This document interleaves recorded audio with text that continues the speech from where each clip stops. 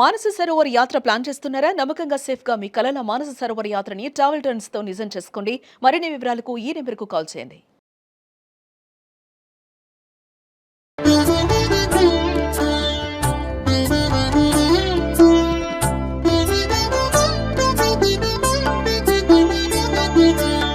నమస్కారం.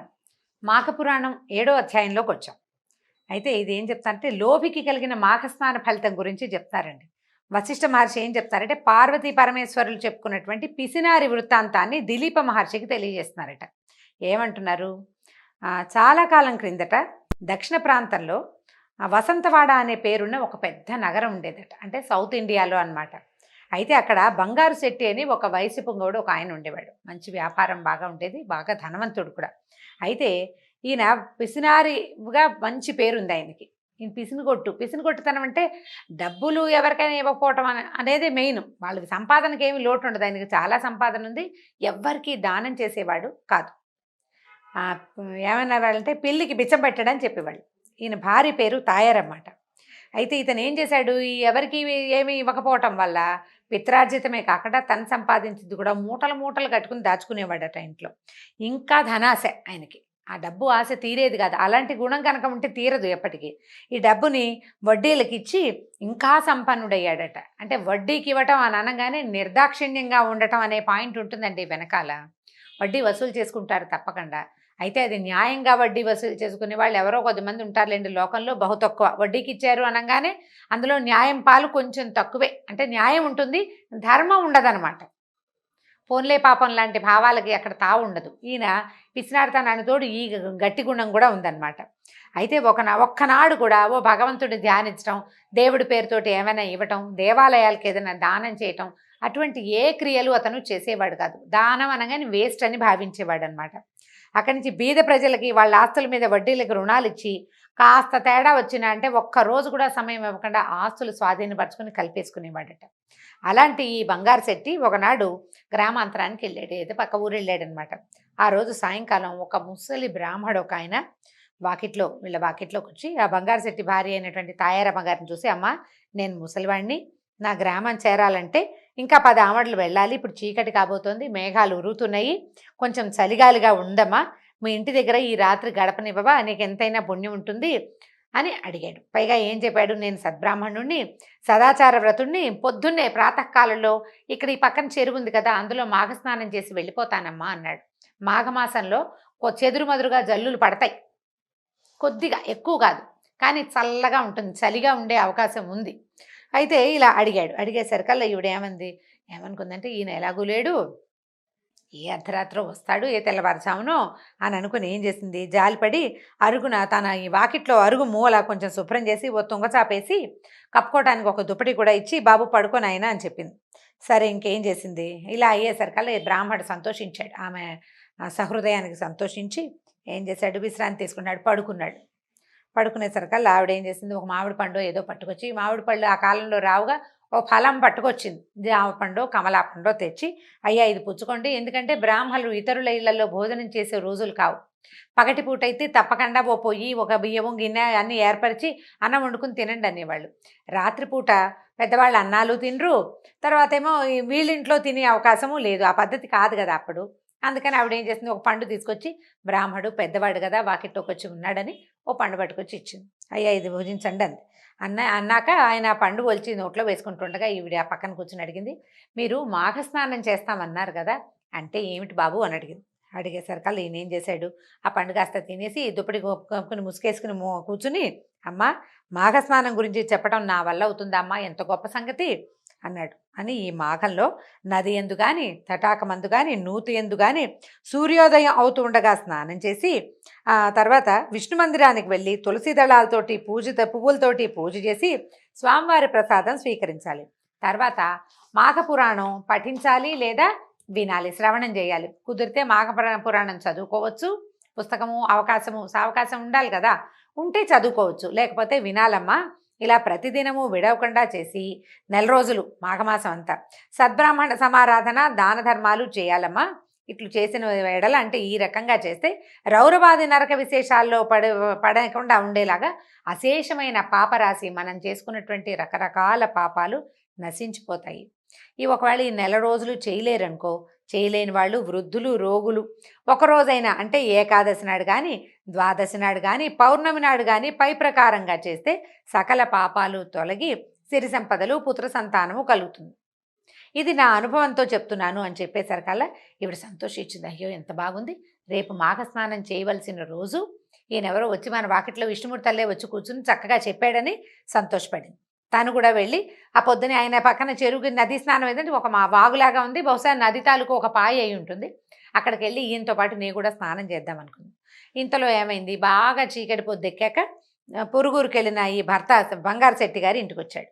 అప్పుడు ఆవిడ ఏం చేసిందంటే ఆయనకి ఏదో కాస్త అన్నం వడ్డించి, ఏమయ్యా ఇది మాఘమాసంట, మరి ఒక పెద్ద ఆయన చెప్పాడు ఈ స్నానం చేస్తాను నేను కూడా అని, నువ్వు కూడా రా మన ఇద్దరం కలిసి వెళ్ళి స్నానం చేద్దాం అనేసరికల్లా ఆయనకు ఏమని వచ్చింది కోపం.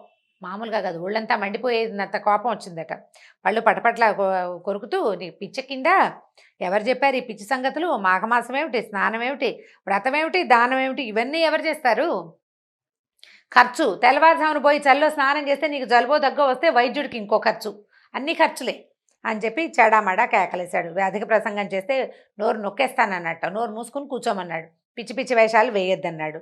చల్లే అసలే డబ్బు సంపాదించలో నేను ఎంత కష్టపడి సంపాదిస్తున్నాను, ఎవ్వరికి రూపాయి ఇవ్వకుండా ఇంత నేను కూడబెడుతుంటే దానం ధర్మం చేయమంటావా, దానాలు చేస్తే ఇళ్ళు ఒళ్ళు గుల్లవుతుంది. దానం చేయడంతో పాటు పొద్దున్నే చల్లో స్నానం చేస్తే ఇళ్ళు ఒళ్ళు కూడా గుల్లైపోతాయి, ఆరోగ్యం పాడైపోతుంది.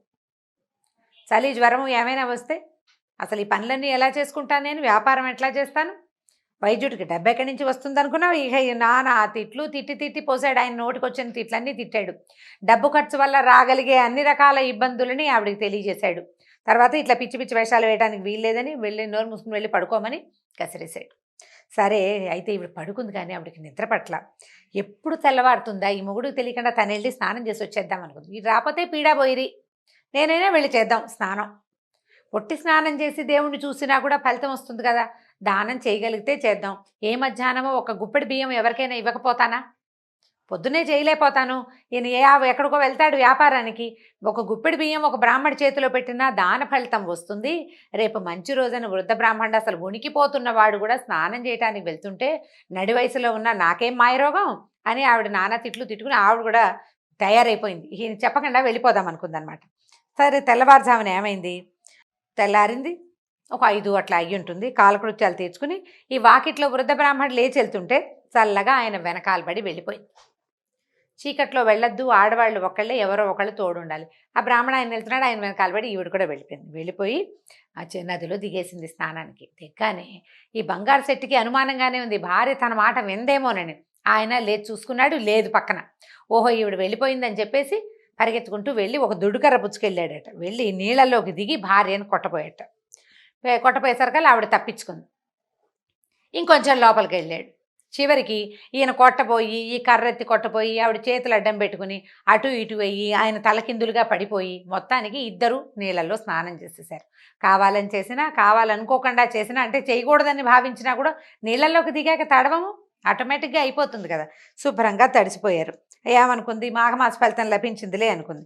చివరికి ఆయన ఏం చేశాడు, బయటికి వచ్చాక లాక్కొచ్చి భార్యను 4 దెబ్బలు కొట్టి ఆ కనపడిన బ్రాహ్మణ ఆయన అడవైన తిట్లు తిట్టి పెళ్ళాన్ని ఇంటికి లాక్కొచ్చేసాడు.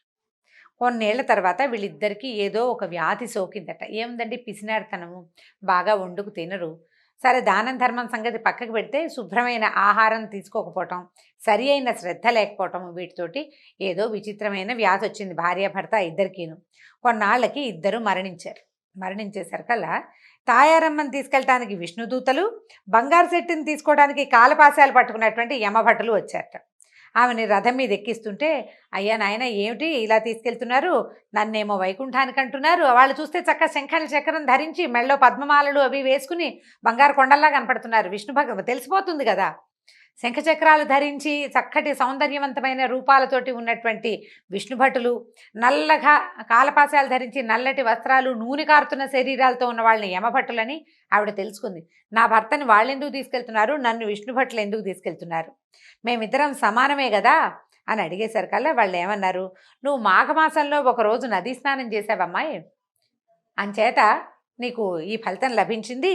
నీ మొగుడేమో ఈయనున్నాడు కదా ఈ బంగారు శెట్టి, అన్యాయంగా ధనార్జన చేశాడు, అనేక మందిని పీడించాడు, ధర్మ న్యాయం లేవు అతనికి, పూజా పునస్కారం లేనే లేదు, అంచేత యమలోకానికి తీసుకెళ్ళిపోతున్నారంటే ఆవిడేమందంటే, అయ్యా నేను ఒక్కరోజు స్నానం చేస్తే నాకు ఈ పుణ్యఫలితం వస్తే నన్ను కొట్టడానికి నా భర్త కూడా నీళ్ళల్లో మునిగాడు కదా, ఇలాంటి శిక్షలో ఇలాంటి వ్యత్యాసం ఎందుకు వచ్చింది, మేమిద్దరం మునిగాం, నేను కావాలని మునిగాను, ఆయన కోపంతో మునిగాడు అనుకో, మాఘస్నాన ఫలితం నాకు లభించినప్పుడు అతనికి కూడా లభించాలి కదా అని అడిగింది.